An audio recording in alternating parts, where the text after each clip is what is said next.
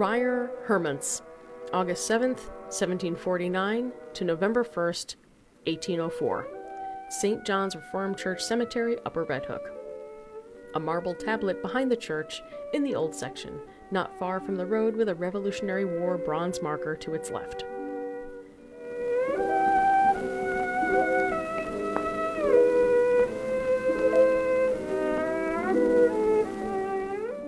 Ryer Hermance was baptized in Rhinebeck to Gerrit Hermance and Gerritje Schermerhorn in August of 1749. Gerrit was born in Kingston, where the Hermance family had made their home for a few generations, and Gerritje was from the Manor Livingston in Dutchess County, when they were married at the Dutch Church in Kingston in 1748. His family had arrived in New Netherland just before the transition to English rule from the province of Drenthe in the northeast of the Netherlands. Ryer married Maritje Swart in 1772, and they had many children, including Gerrit, Mally, Nieltjen, Cornelius Ryder, Catherine, John Ryer, Gerritje, and Mary. It's possible that Mally and Nieltjen did not survive adulthood. When American colonists banded together to fight the British for their right to self-rule, Ryer, who resided with his family in nearby Northeast Precinct, which at the time encompassed Northeast Pine Plains and Milan, served the patriotic cause in Colonel Morris Graham's regiment of militia. He started as a private, but made his way to lieutenant in Captain John Clum's company of that regiment, fighting alongside friends, family, and neighbors, including his brother Andrew, who is also buried in this cemetery.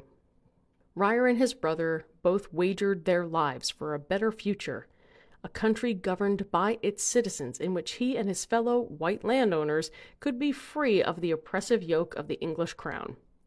At the time of the American Revolution, slavery was not only legal in New York State, but deemed acceptable in most of colonial society. The British, in a desperate effort to stymie their rebel colonist foes, proclaimed an offer of freedom to not only enslaved soldiers fighting with the Americans, but to any slaves held by rebels. Thousands fled on this promise, so many, in fact, that the British general who issued the proclamation found that he had to send many of them back to their masters. When Ryer Hermance and his family were recorded in the 1790 census of the town of Northeast, Ryer was shown to have owned 3 slaves. By the time he published his will in 1804, there were 4 of them listed in his household: Jude, Hannah, Sarah, and Philip. Ryer would die a few months after putting his bequest to paper at the age of 55.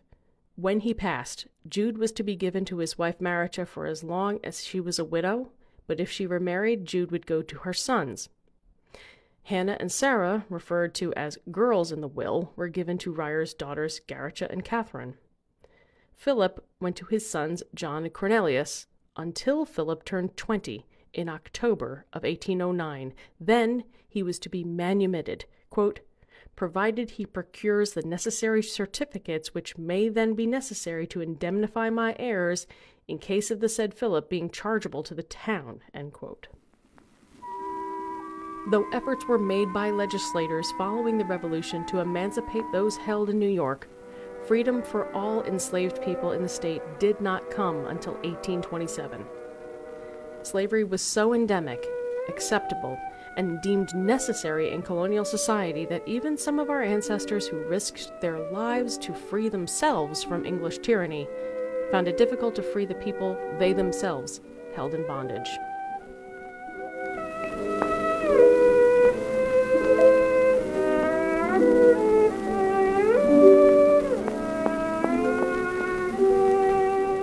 Full disclosure, this article was written, researched, and voiced by a member of the Hermance family.